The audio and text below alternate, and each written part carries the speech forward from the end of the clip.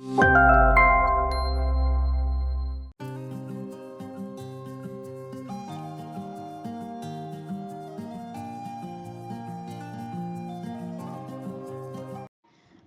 வணக்கம். நம்ம திருக்குறள் பற்றி பார்த்து கொண்டிருக்கின்றோம். அதில் வான் சிறப்பின் 8வது பாடலான சிறப்பொடு பூசனை செல்லாது வானம் வரக்கு மேல் வானோர்க்கும் ஈண்டு அப்படிங்கிற பாடலோட பொருள் பார்க்கலாம்.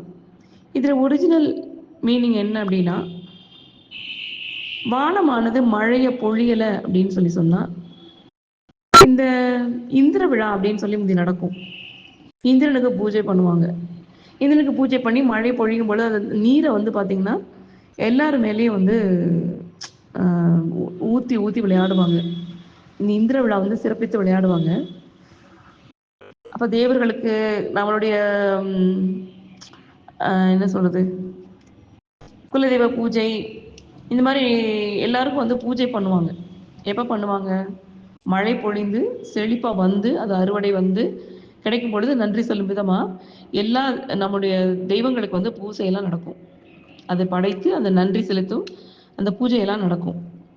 வெயில் காலத்தில் நிறைய வந்து அந்த உடல் உஷ்ணம் வந்து தணிக்கிறதுக்காக நீரை வந்து பாய்ச்சி இந்திர விழாலாம் கொண்டாடுவாங்க. ஸோ இந்த மாதிரி பூஜையெல்லாம் மழை பெய்யலை அப்படின்னா இந்த உலகத்தில் வந்து செழிப்பு உண்டாகாது.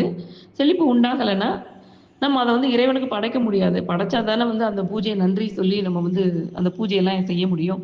அது செய்ய முடியாது. ஸோ நம்மளுக்கு குடிக்கவே தண்ணி இல்லைங்கும் போது அந்த நீரை வந்து பாய்ச்சி நம்ம அந்த விழாலாம் நம்ம கொண்டாடவும் முடியாது.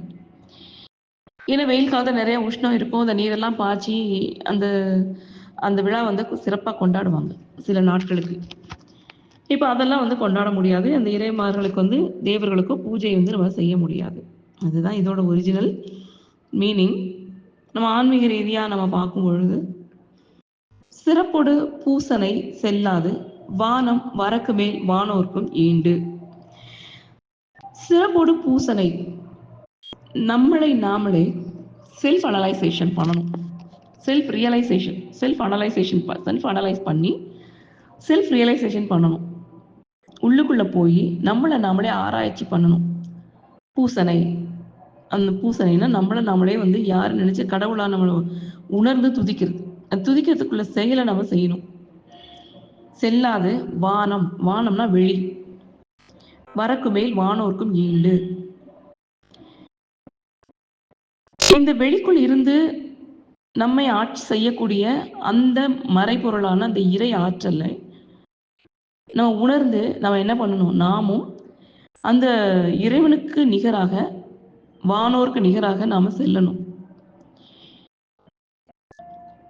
அப்போ நாம நம்ம செல்ஃப் ரியலைசேஷன் பண்ணினா மட்டும்தான் நாம் அந்த நிலையை அடைய முடியும். இறைவா பெருநிலையான அந்த இறைவன் நிலையை நாம அடைய முடியும். அப்ப என்ன பண்ணணும்? சிறப்போடு பூசனை செல்லாது வானம் வரக்கு மேல் வானோர்க்கு ஈண்டு. நம்மள அங்க வந்து கொண்டு செல்லாது, மேல் நோக்கி நம்மளை வந்து கொண்டு செல்லாது. எப்போ நம்மளை நம்ம உணர்ந்தால் மட்டும்தான் அந்த நிலையை நம்ம அடைய முடியும். நம்மளை நம்ம உணராம நம்ம எங்கேயும் போக முடியாது. தன்னைத்தான் உணரணும் அப்படின்னு சொன்னா நம்மளை நாமே செல்ஃப் அனலைஸ் பண்ணி செல்ஃப் ரியலைசேஷன் நடக்கணும் நமக்குள்ள, நம்ம யாருங்கிறது. சரியா? நன்றி.